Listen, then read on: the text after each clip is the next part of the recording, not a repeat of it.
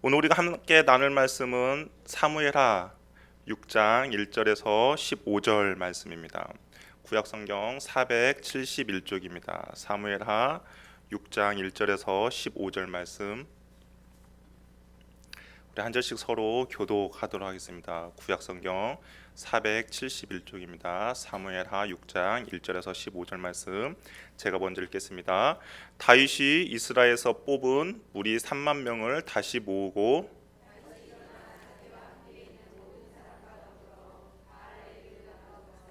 하나님의 궤를 메어 오래 하니 그 궤는 그룹들 사이에 좌정하신 만군의 여호와의 이름으로 불리는 것이다.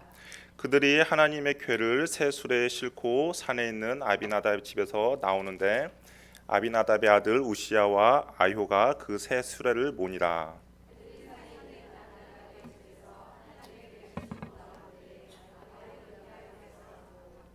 다윗과 이스라엘 온 족속은 잣나무로 만든 여러 가지 악기와 수금과 비파와 소고와 앙금과 재금으로 여호와 앞에서 연주하더라. 타작마다 일어나서는 소돌이 띠므로 우사가 손을 들어 하나님의 궤를 붙들었더니 여호와 하나님이 우사가 잘못함으로 말미암아 진노하사 그를 그곳에서 치시니 그가 거기 하나님의 궤 곁에서 죽으니라. 여호와께서 우사를 치심으로 다윗이 분하여 그곳을 베레스 우사라 부르니 그 이름이 오늘까지 이르니라. 다윗이 그날에 여호와를 두려워하여 이르되 여호와의 궤가 어찌 내게로 오리요 하고 다시 여호와의 궤를 옮겨 다윗성 자기에게로 메어 가기를 즐겨하지 아니하고 가드 사람 오베데돔의 집으로 메어 간지라. 여호와의 궤가 가드 사람 오베데돔의 집에 석 달을 있었는데 여호와께서 오베데돔과 그의 온 집에 복을 주시니라. 하나님이 다윗 왕에게 이르러 이르되 여호와께서 하나님의 궤로 말미암아 오베데돔 집과 그의 모든 소유에 복을 주셨다 한지라. 다윗이 가서 하나님의 궤를 기쁨으로 메고 오베데돔의 집에서 다윗성으로 올라갈새 여호와의 궤를 맨 사람들이 6걸음을 가매 다윗이 소와 살찐 송아지로 제사를 드리고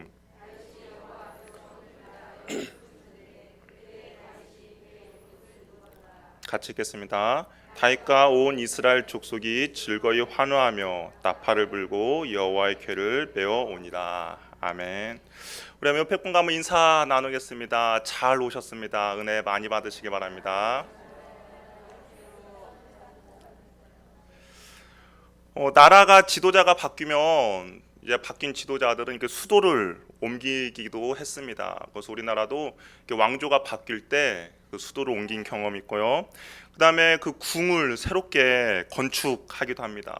그러면서 이제 바뀐 왕조에 대한 그런 왕권들을 강화를 한다든지 아니면 또한 지지 세력들을 모으는 역할을 하고 있습니다. 다윗도 마찬가지였습니다. 다윗도 이제 어느 정도 나라가 안정이 되고 나서 그가 한 일이 있는데 그것은 바로 수도를 옮기는 일이었습니다. 사울의 가문이 몰락을 하고 다윗이 남유다의 왕으로 30세가 되었는데요. 그리고 나서 7년 반이라는 시간이 흘렀습니다. 그리고 나서 이제 이스라엘의 전체 통일 왕이 되었던 것이죠. 통일 왕국이 되었지만 민심은 여전히 통일되지 못한 상황이었고요. 그래서 다윗은 수도를 옮기게 됩니다. 그러니까 헤브론이라는 지역을 정복해서 그 지역을 예루살렘으로 이름을 바꾸고 그곳으로 수도를 옮겼습니다. 그리고 나서 이제 수도를 옮기고 나서 모든 것이 끝난 것이 아니라 다윗은 한 가지 일을 더 진행을 하는데요. 그것은 무엇이냐? 하나님의 임재의 상징인 하나님의 법궤를 그 예루살렘 성으로 옮기는 일을 진행을 합니다. 여호와의 궤, 언약궤, 증거궤라도로 불리는 그 법궤를 이제 다윗은 예루살렘 성으로 옮기고 싶어 하는데 이 법궤 다윗이 그렇게 예루살렘 성으로 법궤를 옮기고 싶어하는 이유는 무엇이었냐면 하나님의 그 임재의 상징이 바로 법궤였고요. 그리고 그 법궤를 그 지성소 법궤가 있는 지성소를 통하여서 하나님은 하나님의 백성들에게 말씀해 주셨고 또한 무엇보다 그곳에 하나님과의 서로 대화가 있던 곳이었기 때문에 다윗은 그 법궤를 꼭 예루살렘 성으로 옮기고 싶어 했습니다. 그래서 역대상 13장 3절을 보면 뭐라고 기록되어 있냐면 우리가 우리 하나님의 궤를 우리에게로 옮겨오자 사울 때에는 우리가 궤 앞에서 묻지도 아니하였느니라 라고 되어 있습니다. 그러니까 하나님의 궤에도 묻지도 않고 하나님과의 인격적인 단절이 있었기 때문에 우리는 이 궤를 반드시 예루살렘 성으로 옮겨오자라고 다윗이 결정을 한 것입니다. 그러면서 다윗은 비록 자신이 왕이지만 온 우주 만물을 통치하고 다스리시는 하나님, 그리고 그 하나님께 뜻을 물어보며 자신이 이 왕을 다스리는 것이 아니라 하나님께 다스리고자 하는 그 다윗의 믿음을 엿볼 수가 있다라는 것이죠. 그렇다면 이제 궁금한 것이 하나가 생깁니다. 어떤 궁금함이 생기냐? 과연 하나님의 법궤는 어디에 있을까?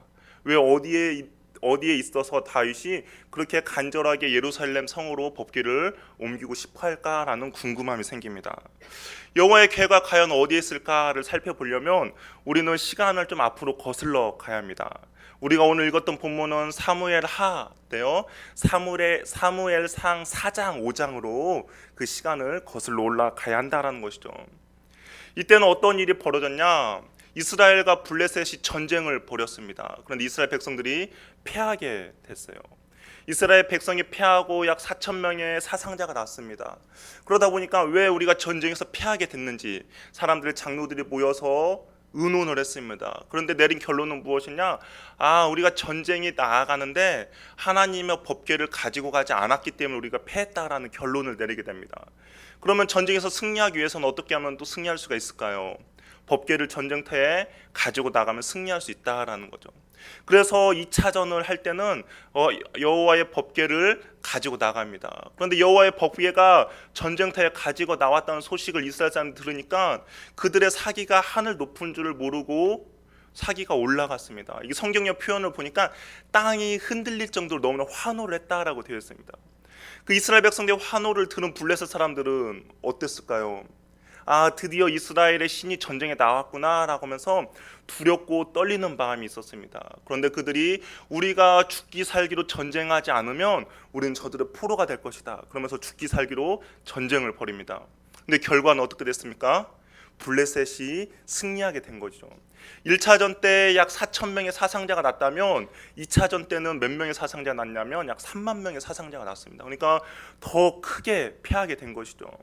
근데 패하게 된 것뿐만 아니라 어떤 일이 벌어졌냐면 하나님의 법궤 또한 블레셋 사람들에게 뺏기게 됩니다. 블레셋 사람들은 그 하나님의 법궤 전리품을 가지고 자신의 신전에 넣어놓게 됩니다. 그런데 신전에 넣어놨는데 어떤 일이 벌어졌냐면 자신들이 섬기는 다곤의 신이 몸뚱아리만 남겨놓고 팔과 모든 것들이 다 끊어지는 그런 결과를 맞이하게 된 것이죠. 너무나 두려웠던 거예요. 그래서 그들이 어떻게 했냐? 그 하나님의 법궤를 블레셋 지역으로 그냥 보냅니다. 그래서 가드에도 보내고 아스돗에도 보내고 에글론에도 보내는 거죠. 근데 하나님의 법궤가 가는 곳곳마다 어떤 일이 벌어졌냐? 악종과 독종이 벌어지는 거예요. 그러니까 가드에 갔는데 그 가드에 있는 사람들에게 어떤 전염병 같은 것이 생기는 거죠. 그러니까 가드에 있는 사람도 어떻게 했겠습니까? 다시 또 에그로로 보내는 겁니다. 그러다 보니까 그 독종과 악종이 퍼지다 보니까 그들 너무 두려운 거예요. 그래서 그 블레셋 사람들의 장로들이 회의를 합니다. 어떻게 할까? 그래서 다시 이스라엘로 돌려 보내자라는 결론을 내립니다. 그래서 이스라엘을 다시 돌려보냈는데 어떻게 보내냐? 새 수레를 제작을 합니다. 그리고 전난 암소 2마리를 해가지고 이스라엘로 보내는 거죠. 그래서 베스메스에 도착을 합니다. 그런데 베스메스에 도착했는데 이스라엘 사람들이 이것이 과연 무엇일까라고 하면서 먹기를 쳐다보다가 죽게 되는 일이 벌어지는 거죠. 그러니까 그들도 너무 두려웠어요. 그래서 그 법궤를 어디로 보냈냐? 바로 아비나답의 집으로 보내게 됩니다. 그러니까 기럇 여야일임에 있는 아비나답의 집으로 법궤를 보내게 된 것이죠.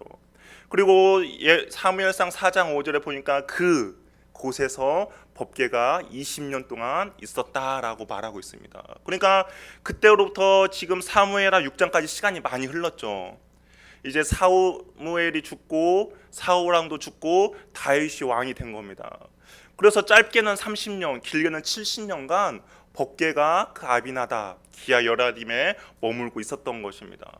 근데 다윗이 왕이 되고 나서 수도를 예루살렘 옮기고 그 다음에 신앙의 그 공동체 하나님을 우리의 나라를 다스리는 하나님을 인정하고 하나님 임재를 사모해서 법궤를 이제 예루살렘으로 옮기고자 하는 일을 결정을 하게 된 겁니다.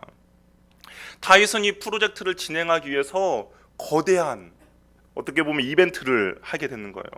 이스라엘에서 유능하고 적합한 사람들 몇 명을 모이냐면 3만 명을 모집을 합니다. 그러니까 작은 도시에 3만 명이 이 법궤를 옮기기 위해서 모였다라는 것은 정말 모든 사람들의 시선과 주목을 받을 만한 일입니다. 그리고 그냥 그 3만 명뿐만 아니라 실력 있는 오케스트라도 준비하게 되는 거죠. 그리고 나서 어디로 가냐? 바로 기앗 여라림. 오늘 성경에 보면 오늘 성경에 있는 것처럼 바알레 유다, 기럇 여라림과 동일한 지명인데요. 그쪽으로 가게 됩니다. 예루살렘과 약 한 10km에서 12km 떨어진 곳이에요. 그곳에 가서 이제 어떻게 하냐? 여호와의 궤를 모셔오는 걸 시작을 하는 겁니다.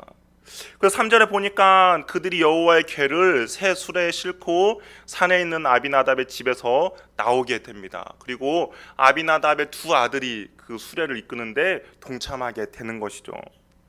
어떻게 보면 이 새 수레에 문다라는 것은 다윗이 생각할 때도 하나님의 법궤를 어떻게 옮겨야 할지를 잘 몰랐던 것 같습니다. 그래서 물어봤겠죠. 아비나답의 집에 가서 하나님의 법궤를 어떻게 이곳에 오게 됐습니까? 그때 아비나답이 본 것을 이야기해 줬을 것입니다. 예전에 새로운 수레, 새 수레에 이 법궤가 왔습니다. 그래서 다윗도 그러면 새 수레를 만들었습니다. 어떻게 보면 헌 수레보다 새 수레를 만들었다는 것은 그가 하나님에 대한 경외심, 하나님에 대한 열망이 얼마나 큰지를 알 수가 있었다라는 것이죠. 그리고 새 수레를 끌고 가게 됩니다. 그런데 우리가 알고 있는 것처럼 일이 그렇게 순조롭게 진행되면 좋은데 순조롭게 진행되지가 않습니다. 어떤 일이 벌어졌냐? 나곤의 타작마당에 이르렀을 때 소들이 갑자기 날뛰기 시작합니다. 소들이 날뛰니까 그 새 수레에 올려있던 하나님의 법궤가 어떻게 되겠습니까? 흔들리는 거죠. 흔들리니까 그 옆을 따라가고 있던 우사가 법궤가 떨어지지 않도록 그 법궤를 손으로 잡게 됩니다. 그래서 질문 한 가지 드리겠습니다. 여러분이 만약에 우사의 입장이다. 하나님의 법궤를 새 수레에 몰고 갑니다. 이 소가 움직였어요. 그래서 법궤가 떨어지려고 합니다. 여러분 어떻게 하시겠습니까? 떨어지든 말든 상관하지 않겠습니까? 아니면 나의 온 몸을 떠받쳐서 법궤가 떨어지지 않도록 하시겠습니까? 어떻게 하시겠습니까? 떨어지지 않도록 잡는 것은 당연할 겁니다. 저 같아도 만약에 법궤가 이렇게 떨어지려고 한다 그러면 당연히 붙잡는 것을 선택할 겁니다. 귀한 법궤가 떨어지는데 어떻게 가만히 있을 수가 있겠습니까? 그런데 우리 7절 한번 읽어보겠습니다. 7절 한번 읽어볼게요. 시작.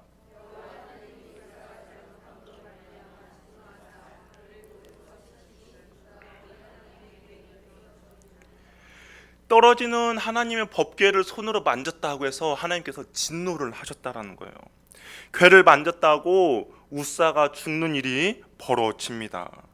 그러니까 하나님의 법궤를 예루살렘으로 옮기는 일은 중단될 수밖에 없는 것이죠. 어떻게 보면 큰 잔치의 행렬이었습니다. 그런데 우사가 죽음으로써 그 잔치의 행렬은 어떤 행렬로 변했냐? 장례 행렬로 변하게 된 것이죠. 그러면 과연 무엇이 잘못되었을까? 왜 떨어지는 법궤를 손으로 잡았다고 해서 하나님께서는 진노하시고 왜 우사를 죽이셨을까? 그럼 분명한 뭔가의 잘못된 첫 단추를 잘못 끼웠다라는 것이 있다라는 것입니다. 우리가 방금 제가 물어봤던 것처럼 우리가 우사의 상황이 됐더라도 분명히 법궤가 떨어진다면 그 법궤를 손으로 잡을 것입니다. 떨어지지 않도록 할 것입니다. 그냥 내버려둘 사람은 아무도 없을 거예요. 그런데 그 결과는 바로 죽음이었다라는 것이죠. 어떻게 보면 이해할 수도 없는 상황이 벌어졌는데 우리가 말씀을 좀 더 자세히 살펴보면 이 우사의 그 행동이 얼마나 잘못됐는지를 우리가 발견하게 된다라는 것이죠. 다윗의 선한 의도는 좋았습니다. 다윗은 하나님에 대한 열정이 있었고요. 그리고 그 열정을 가지고 하나님의 법궤를 예루살렘에 가지고 오려는 다윗의 의도는 분명히 좋았습니다. 다윗은 알았어요. 하나님의 백성의 정체성은 그냥 전쟁에서 승리해서 이기는 것이 하나님의 백성의 정체성이 아니라 하나님을 향한 예배, 하나님의 그 임재를 소망하며 간구하며 하나님의 통치를 기다리는 것이 하나님의 정체성임을 알았습니다. 그리고 그 하나님의 얼굴을 구하고 찾고자 법궤를 예루살렘으로 가져오려고 했던 것이죠. 그런데 법궤를 예루살렘을 가지고 오려고 한 것이 잘못된 것이 아니라 그 방법에 있어서 잘못되었다라는 것입니다. 분명히 다윗은 의도는 좋았고 그 열정은 차고 넘쳤지만 그가 생각하지 못한 것은 법궤에 대해서 무지했다라는 것이죠. 법궤를 어떻게 이동해야 되는 거에 대해서는 그는 무관심했다라는 것입니다. 잠언 19장 2절에 제가 쉬운 성경으로 찾아보면 이런 말씀이 있어요. 지식이 없는 열심은 위험하고 조급히 일을 처리하면 그르친다라는 것을 어떻게 보면 깨우쳐 줍니다. 이게 지식이 부족했던 겁니다. 그리고 단지 거기에 대한 열심만 다윗은 있었던 것이죠.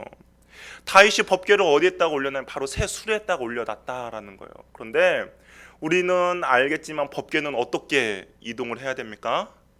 어깨에다 메고 이동을 해야 된다라는 거죠. 이 새 수레에다 올려놓고 이동한다는 것은 누가 시도했던 방법입니까? 블레셋 사람들이 시도했던 방법입니다. 그러니까 하나님을 알지 못했던 블레셋 사람들이 그 자신들에게 내린 재앙을 피하고자 자신들의 방법으로 했던 방법이 바로 새 수레에 법궤를 올려놓은 방법이었는데, 이 다윗 또한 하나님에 대한 열심은 있었는데 이 법궤를 어떻게 이동해야 되는지에 대한 무지함으로 인하여서 이런 결과를 가져오게 되었다라는 것이죠. 민수기와 출애굽기를 보면 하나님께서는 법궤를 이동할 때 고앗 자손을 통해서 법궤를 이동하라라고 말하고 있습니다. 그리고 그 법궤를 그냥 이동하는 것이 아니라 그 위에는 덮개로 덮고 나서 법궤를 이동하라라고 분명히 말씀하고 있다라는 것이죠.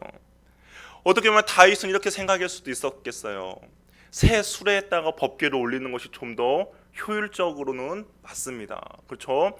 사람이 어깨에다 메고 이동하는 것보다는 수레에다가 올려놓고 이동하는 것이 좀 더 효율적입니다. 좀 더 편리합니다. 그리고 어떻게 보면 새 수레라는 그 큰 가치, 그 큰 이점이 그 상징성이 있을 수도 있습니다. 그런데 하나님의 말씀은 그렇지 않다라는 거죠.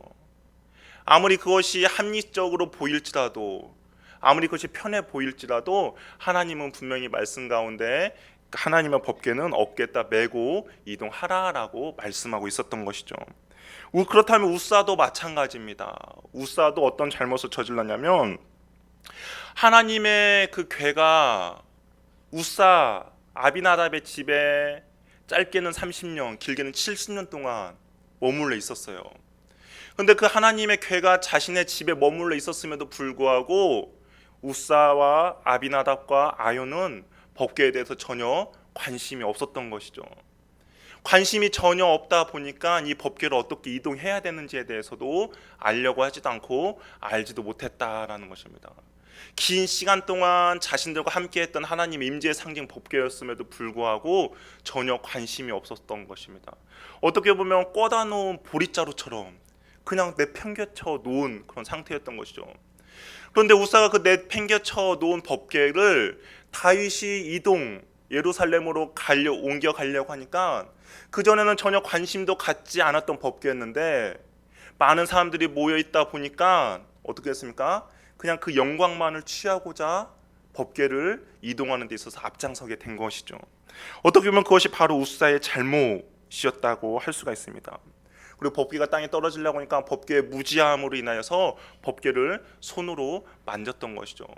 하나님께서는 분명히 하나님의 성물을 손으로 만지지 말라라고 분명히 말씀하셨음에도 불구하고 그냥 그런 것은 전혀 상관하지 않고 그냥 그 법궤를 통해서 누리고자 영광만을 누리고자 바로 하나님 그 법궤를 만짐으로써 죽게 되었다라는 것입니다.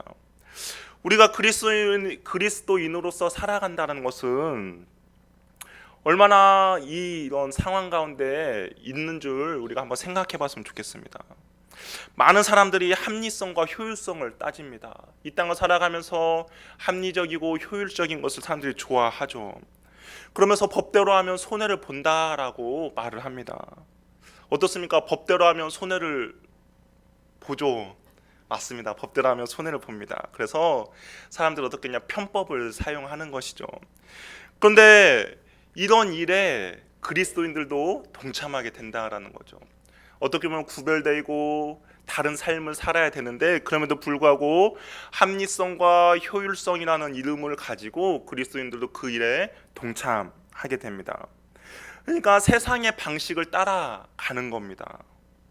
그렇게 하지 않는 사람을 오히려 어리석은 사람을 치부해버리는 그 사회 가운데 똑똑하게 보이기 위해서 사회 그 어리석음이 아니라 사회 방식을 따라가는 그런 그리스도인들이 있는 것이죠. 그런데 하나님의 말씀은 어떻게 보면 고지식해 보입니다. 하나님의 말씀은 어떻게 보면 무식해 보이고요. 하나님의 말씀은 비효율적으로 보입니다. 그럼에도 불구하고 하나님은 하나님의 말씀대로 살아가는 하나님의 자녀가 되기를 원한다라는 것이죠. 어떻게 보면 정말 이 축복과 저주는 뭐 큰 차이가 아니에요. 축복과 저주는 정말 종이 한 장 차이입니다. 이 우사와 다윗이 하나님의 궤를 어떻게 어떻게 이동해야 되는가 그걸 아는 그 한 장을 알았다면 그런 저주를 받지 않았을 것입니다. 그런데 그걸 몰랐기 때문에 하나님의 그 치심을 당하게 된 것이죠. 우리에게는 하나님의 영광을 위하고자 하는 열망이 있습니다. 다윗처럼 하나님을 위해서 정말 살고자 하는 열망이 있어요. 그런데 그 열망을 가지고 영광을 위해서 하나님을 위해서 살아가고자 하는데 우리가 꼭 기억해야 할 것은 무엇이냐? 그 과정 또한 중요하다라는 것입니다. 그 열망과 그것만 열심만 있어서 하나님이 기뻐하는 것이 아니라 내가 그 하나님의 영광을 위해서 한 발짝 한 발짝 나아가는 그 과정 또한 하나님께서는 주목하고 계신다라는 것이죠. 근데 우리가 많이 실수하는 것은 무엇이냐? 이 첫 출발과 결과만 좋으면 좋다라고 생각을 하는 겁니다. 그냥 하나님을 위해서 열심히 살면 되지 그 처음 마음가짐과 그리고 결론은 이 하나님의 영광만 되면 좋은 거야 라고 생각하면서 중간 과정을 생략하고 마치 그 결과만 좋으면 하나님께 기뻐하실 거야 라고 생각하는데 하나님은 절대 그렇지 않다라는 것이죠. 하나님은 내가 그 하나님의 열심을 가지고 첫 출발했다면 그 과정 또한 하나님의 방법대로 하기를 원하신다라는 것이죠. 다윗은 어떻게 보면 그 첫 출발은 좋았습니다. 하나님에 대한 열심이 있었어요. 사울 왕 때 법궤에 대해서 전혀 생각하지도 않는 일을 다윗은 시작했습니다. 이 하나님이 이스라엘을 통치하고 다스리는 것을 하나님께 전적으로 모든 것을 맡기고자 하나님의 법궤를 가져오는 계획을 실행을 했습니다. 그런데 그 과정은 하나님의 방법이 아니었던 것이죠. 그 과정은 블레셋 사람들, 이방 사람들, 하나님을 알지 못하는 사람들의 그 방법을 따라 하다가 우사가 죽는 결과를 가져오게 된 것입니다. 하나님은 법궤를 향한 다윗의 마음과 열정을 알고 계셨습니다. 그런데 하나님을 향한 의도가 좋더라도 우리는 반드시 그 방법 또한 하나님의 방법대로 해야 된다는 것을 꼭 기억하시기 바랍니다. 다윗은 우사가 죽은 것을 보고 너무나 두려웠어요. 그리고 나서 여호와의 궤를 가드 사람 오베데돔의 집으로 보냅니다. 아마 사람들 그 우사가 죽었다는 소문을 다 들었을 것입니다. 왜냐하면 이것은 뭐 작은 이벤트가 아니라 정말 온 동네가 온 나라가 떠들썩한 이벤트였기 때문에 우사가 죽었다는 것은 온 동네에 다 알려졌을 것입니다. 그러면 궤가 자신의 집으로 돌아오는 거 너무나 두려워했겠죠. 만약에 여러분 궤가 여러분의 집으로 이제 갈 데가 없어서 옮기겠다 그러면 그 궤를 받아주겠습니까? 잘 안 받아줄 거예요. 왜 하필 우리 집입니까? 옆집으로 가시기 바랍니다. 그런데 어떻게 보면 이 오벳 에돔도 정말 울며 겨자 먹기로 그 하나님의 궤를 받아줬을 수도 있습니다. 그리고 그 오벳 에돔의 집에 하나님의 궤가 머물게 되는 것이죠. 그런데 신기한 일이 벌어지기 시작했습니다. 오벳 에돔의 집에 하나님의 법궤가 3개월 정도 머물게 됐는데 하나님께서 그 오벳 에돔의 집에 복을 내린다라는 소문이 나기 시작했습니다. 궁금했어요. 과연 하나님께서 3개월 만에 어떤 복을 내려주셨을까? 만약 지금이다 그러면 뭐 로또가 3개월 동안 계속 1등에 당첨된다. 그러면 하나님께서 정말 복을 내려주셨구나라고 생각할 수 있는데, 이 당시 과연 오베데돔에게 하나님께 내려주신 복이 무엇일까? 어떤 복인데 과연 3개월 동안 그 3개월 만에 그 복을 받았다라는 소문이 날까라는 궁금함이 생겼는데, 이 복이라는 단어를 살펴보면 이 복이라는 단어가 여러 가지 뜻이 있었는데 그 뜻이 무엇이냐면 찬양하다라는 뜻이 있었고요. 그리고 복이라는 단어에 유익한 능력을 부여하다, 그리고 번영과 생산이라는 단어가 이 복이라는 단어에 있습니다. 그런데 이 당시 3개월간은 정확하게 우리가 본문에서는 이 오베데돔이 받은 복이 무엇인지를 잘 알 수는 없어요. 그런데 이 성경을 다른 본문을 보면 이 오베데돔이 받았던 복이 무엇인지에 대해서 구체적으로 나옵니다. 역대상 26장에 보면 이제 성전의 문지기에 대해서 이야기가 나옵니다. 성전의 문지기에 대해서. 그런데 성전 문지기에 대해서 성전 문지기를 지키는 사람들에 대해서 이야기를 나오는데, 그때 누가 등장하냐? 바로 오벳에돔이 등장하는 것이죠. 아까 복이라는 단어에 뭐가 있다고 했죠? 찬양이라는 것이 있다고 했죠. 그러니까 성전을 지키고 있다는 것은 무엇입니까? 하나님의 예배에 동참하는 은혜가 있었다는 건데, 이 복이 바로 오벳에돔에 있었다는 거예요. 그런데 또한 복이라는 단어에 어떤 유능한 유익한 능력을 부여하다라고 되어 있다고 했는데, 그리고 그 역대상 26장을 쭉 읽다 보면 하나님께서 이 오벳에돔의 가정 가운데 번성의 자녀의 축복들을 줍니다. 그러니까 아들의 8명 있었고 그 아들들로 인하여서 자녀들이 62명이나 됐다라고 기억하고 있습니다. 그리고 또 특별히 성경은 무엇이라고 말하고 있느냐? 아들들과 그의 형제들은 다 능력이 있어 그 직무를 잘하는 자들이다라고 말하고 있습니다. 그러니까 하나님께서 복을 내리셨다라는데 그 복의 찬양, 그리고 능력을 부여하심, 그리고 번성의 능력이 이 오벳에돔의 집에 내렸다는 것이에요. 그리고 그 결과가 역대상 26장에 기록되어 있다라는 겁니다. 그러니까 하나님께서 그 오벳에돔, 하나님의 궤를 받아들이고 있는 오벳에돔에게 하나님께 복을 내려 주셨다라는 것이에요. 아까 아비나답의 이야기를 잠깐 했습니다. 아비나답은 어땠습니까? 자신의 집에 70년간 법궤가 있었어요. 그럼에도 불구하고 그 70년이라는 기간 동안 하나님의 복을 받을 수 있는 기회가 있었음에도 불구하고 어떻게 됐습니까? 오히려 우사가 주는 저주를 받게 되었습니다. 그런데 오벳에돔은 어떻습니까? 짧은 3개월이었습니다. 그럼에도 불구하고 하나님께서 그 오벳에돔의 집에 하나님의 복을 내려 주셨던 것이죠. 어떻게 보면 정말 꽂아놓은 보릿자루처럼 그냥 이 법궤에 관심도 없고 그냥 가만히 있었던 아비나답이 아니라 하나님의 법궤가 자신의 집으로 왔을 때 경외함과 두려워하는 마음으로 법궤를 어떻게 보면 잘 지켰겠죠. 하나님의 임재를 사모하면서 법궤 곁에 잘 있었겠죠. 그러다 보니까 하나님께서 복을 내려 주셨다라는 것입니다. 어찌 보면 우리의 삶을 한번 되돌아왔으면 좋겠습니다. 우리의 하나님의 법궤 어떻게 보면 우리의 마음 가운데 다 있지 않습니까? 당시 하나님의 임재의 상징이 법궤였다면 우리 마음속에는 누가 계십니까? 성령 하나님이 계시는 것이죠. 어떤 사람은 길게는 10년, 20년, 30년, 40년 성령 하나님의 이 마음 가운데 계시는데 마치 아비나답이 행했던 행동처럼 전혀 인격적으로 하나님을 대하지 않는 것입니다. 그냥 내 마음 가운데 꽂아놓은 보릿자루처럼 이 하나님과 하나님께 무관심, 성령 하나님께 무관심하며 신앙생활을 하는 것이죠.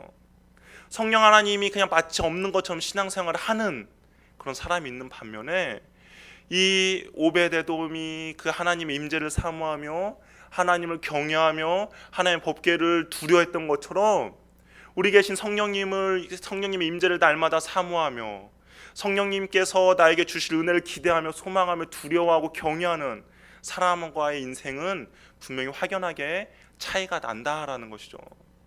저 여러분에게 이 오벳에돔의 복이 있기를 소망합니다. 그냥 아비나답이 행했던 것처럼 내 안에 계신 성령 하나님을 인격적으로 대하지도 않고 그냥 무시하면서 살아가는 인생이 아니라 정말 두렵고 떨림으로 경외함으로 그 임재를 사모하며 살아갈 때 하나님께서 오벳에돔에게 주신 그 복 저와 여러분들에게 분명하게 주실 것입니다.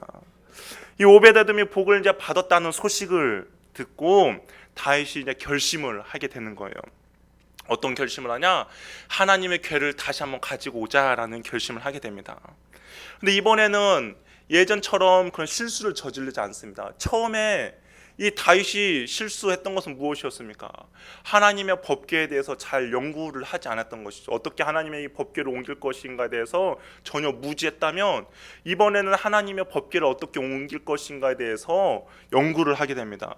오늘 본문에서는 나오지 않지만 오늘과 유사한 본문이 바로 역대상 15장에 있습니다. 우리 한번 역대상 15장을 한번 펼쳐보겠습니다.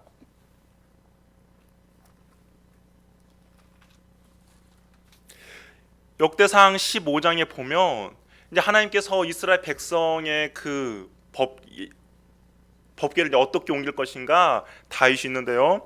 우리 13절을 보니까 이렇게 기록되어 있어요. 전에는 너희가 매지 아니하였으므로 우리 하나님 여호와께서 우리를 찢으셨으니 이는 우리가 규례대로 그에게 구하지 아니하였습니다. 이게 다윗은 알았던 거예요. 전에는 우리가 매지 않았다. 전에는 우리가 수레에 법궤를 옮겼지라는 실수를 깨달았습니다. 그러면서 그 법궤를 메고자 하는 레인들에게 다윗이 명령을 내립니다. 2절에 보니까 다윗이 레이 사람들에게 명령을 내요. 레이 너희들이 법궤를 멜 수 없다. 다른 사람들은 그래서 뭐라고 하냐? 12절에 보니까 그들에게 너희는 레위 사람의 지도자이니 너희가 너희 형제는 몸을 성결하게 하고 내가 마련한 것으로 이스라엘 하나님 여호와의 궤를 메어 올리라. 그전에는 새 수레면 모든 것이 될 줄 알았는데 새 수레가 아니라 하나님의 법궤를 메는 레인들을 정결케 하는 것입니다. 그리고 나서 하나님의 궤를 이제 옮겨 오는 것이죠. 근데 이 하나님의 궤가 가볍지가 않다라는 것이 문제입니다. 이 유대 이스라엘 그 내려오는 문서를 보니까 이 하나님의 궤가 적게는 80kg라는 거예요. 아카시아 나무로 돼서 그렇게 무겁진 않은데 왜 그러냐? 그 안에 십계명 하나님의 돌판이 들어 있습니다. 그리고 만나의 그 만나 항아리가 들어 있고요. 아론의 쌍난 지팡이가 들어 있습니다. 그러니까 무게가 무겁다라는 거예요. 약 80kg에서 120kg 정도가 나간다라는 겁니다.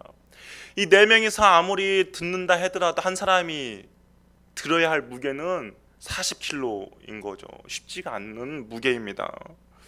어깨에 메고 언약궤를 오베데돔의 집에서 나오게 됩니다. 어깨에 언약궤를 메는 것은 불편합니다. 그리고 비효율적입니다. 그리고 무엇보다 힘듭니다.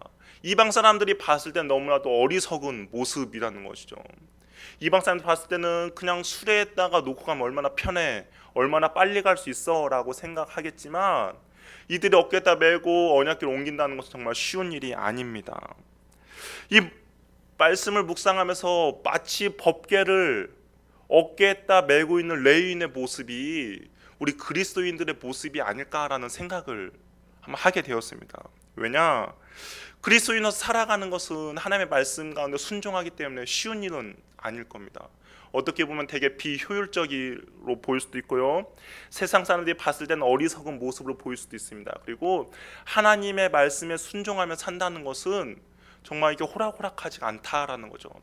우리가 요즘 뭐 새벽마다 마태복음의 큐티를 하고 있지만 하나님 제자됨은 그렇게 쉬운 일이 아닙니다. 좁은 길과 좁은 문으로 가야 하고요.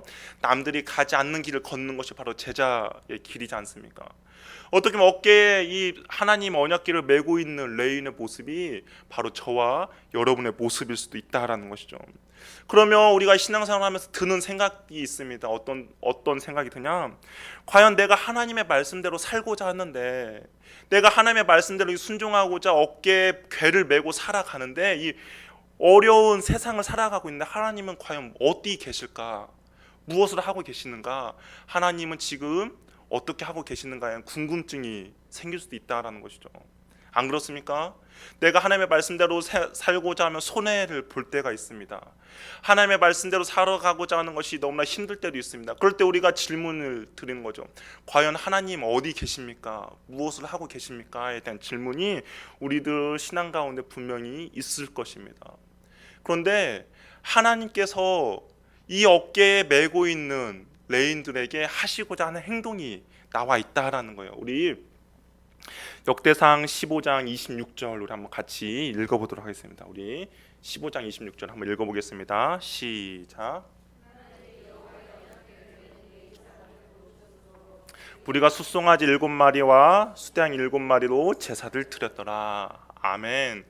뭐라고 되어 있습니까? 여호와 하나님이 여호와의 언약궤를 맨 레위 사람을 도우셨다라고 되어 있습니다.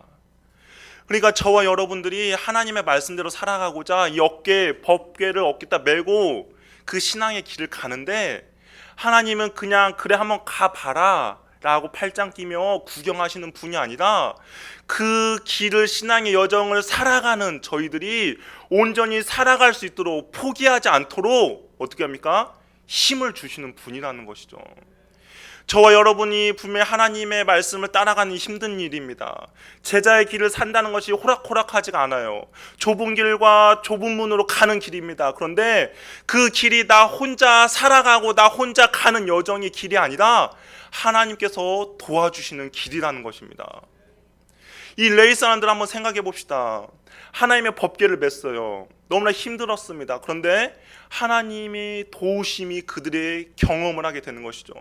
포기하고 싶은데 하나님이 도우심이 있다 보니까 포기하지 않고 그 하나님의 궤를 예루살렘 성까지 몰고 갈 수 있는 것입니다. 어떻습니까? 어떻게 보면 이것이 바로 그들의 간증이 될 수가 있다라는 것이죠. 내가 포기하지 않도록 하나님께서 나를 도와주셨지, 그때 내가 하나님의 궤를 메고 가는데 정말 힘들고 이 궤를 놓아버리고 싶었는데 하나님이 나를 도와주셨지라는 간증이 있지 않겠습니까? 저와 여러분의 삶에서도 마찬가지입니다. 하나님의 간증을 간직하고 있는 사람은 하나님의 말씀대로 살아가는 사람만이 하나님의 이 도우심을 경험할 수가 있다라는 것이죠. 하나님의 말씀대로 살아가지 않는데 하나님이 그 사람을 돕지 않는다는 겁니다. 하나님의 말씀대로 순종해서 그 길을 걸어가고자 하는 사람만이 이 하나님의 도우심을 경험할 수가 있다라는 것입니다. 저 여러분이 그런 은혜가 있기를 소원합니다. 하나님의 말씀대로 살아가고자 할 때 사람들이 어리석다고 말하고 사람들이 그렇게 살아가면 안 된다라고 말하지만 하나님의 말씀이 그렇게 기록되어 있기 때문에 그 길을 묵묵하게 가고자 하는 저와 여러분들에게 하나님께서 분명히 도와주실 것입니다. 그 은혜가 꼭 있기를 소원합니다. 언약궤를 맨 레위 사람들 분명히 하나님이 그런 은혜를 경험했습니다. 저와 여러분도 마찬가지입니다. 언약궤를 맨 저와 여러분들도 그 하나님의 말씀 가운데 순종하며 나아갈 때 분명히 경험할 수 있다라는 것이죠. 그렇다면 반대로 생각할 수도 있습니다. 나는 지금까지 살아가면서 하나님의 도우심을 경험하지 못했어. 난 지금까지 살아가면서 그런 어떤 간증이 없어 라고 생각하는 사람이 있다면 어떻게 보면 내가 정말 하나님의 말씀대로 살지 않았다라고 생각할 수도 있다라는 것이죠. 왜냐하면 하나님께서는 반드시 그 주님의 말씀대로 순종하고자 하는 사람을 그냥 내버려 두시는 분이 아니라 힘을 주시는 분이시기 때문입니다. 저 여러분의 그런 간증들이 많기를 소원합니다. 그래서 저희 평화교회가 하나님의 도우심을 경험한 사람들이 정말 많다라는 소문이 나는 그런 복된 교회를 만들어가는 저와 여러분이 되기를 소원합니다.